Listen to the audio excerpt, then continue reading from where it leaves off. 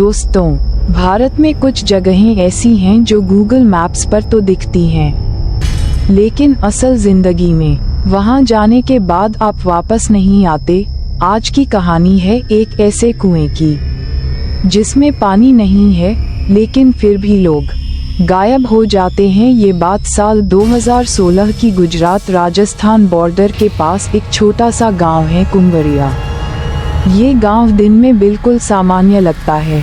खेत, कुएं, कच्चे रास्ते, मंदिर की घंटी, लेकिन रात के बाद ये गांव जागता नहीं, सुनता है।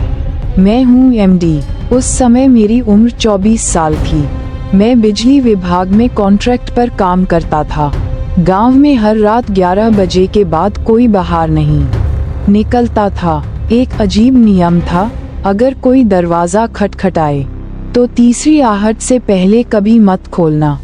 मैंने इसे गांव की कहानी समझकर नज़रअंदाज किया। पहली रात मुझे ट्रांसफॉर्मर चेक करने बाहर जाना पड़ा। रात 12:40। पूरा गांव सन्नाटे में डूबा था, ना कुत्ते ना झींगुर।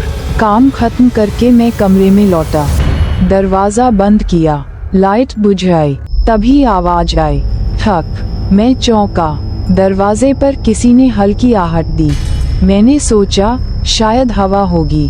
ठक ठक। अब 2 बार आवाज आई। मेरी सांसें तेज हो गईं। फिर अचानक सब शांत। मैंने चैन की सांस ली, लेकिन उसी पल मेरे कान के पास कोई फुसफुसाया, तूने सही किया। मैं पूरी रात सो नहीं पाया। अगले दिन मैंने गांव के बुजुर्ग लक्ष्मण काका से पूछा। उनका चेहरा सफ़ेद पड़ गया। उन्होंने कहा, रात को जो आता है वो दरवाज़ा नहीं खोलता, वो अंदर आने का इंतज़ार करता है। मैं हंसने की कोशिश करता रहा, पर काका ने एक नाम लिया, मोतीबाई। 30 साल पहले एक औरत रात में मदद मांगती थी। तीसरी आहट पर लोग दरवाज़ा खोल देते। सुबह सिर्फ खुला दरवाज़ा और खून के निशान मिलते। औरत कभी नहीं मिली। दूसरी रात मैंने दरवाजे पर कुर्सी अड़ा दी। 12:17 तक। पहली आहट। मेरे फ़ोन की स्क्रीन अपने आप जल उठी। ठक ठक। दूसरी आहट। इस बार आवाज़ बदली, एमडी दरवाज़ा खोल। ठंड लग रही है। मेरा खून जम गया। मेरा नाम। मैं बिस्तर के नीचे छिप गया। ठक ठक ठक। तीसरी आहट। दरवाज़ा नहीं खुला, लेकिन मेरे कमरे के अंदर कदमों की आवाज़ आने लगी। कदम धीरे धीरे मेरे पास आ रहे थे।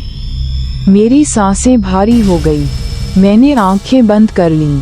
अचानक मेरे कान के पास वही आवाज़, दरवाज़ा बाहर का था। अब तो मैं अंदर हूँ। मैं चीख नहीं सका। शरीर सुन्ना। फिर सब कुछ शांत। सुबह 5 बजे गांव वाले मुझे बेहोश हालत में मिले।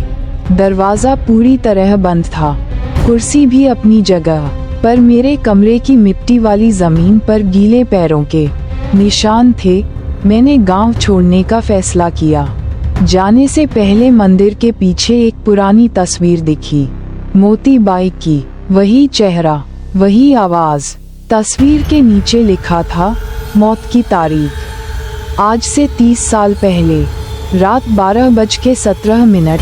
आज भी जब मैं अकेला होता हूँ, रात 12:17 पर मेरे घर के बाहर 3 बार आहट होती है। मैं दरवाज़ा नहीं खोलता, क्योंकि अब मैं जानता हूँ तीसरी आहट दरवाजे के लिए नहीं होती, वो इजाज़त होती है। अगर आज रात दरवाज़ा खटखटाए तो गिनती मत भूलना।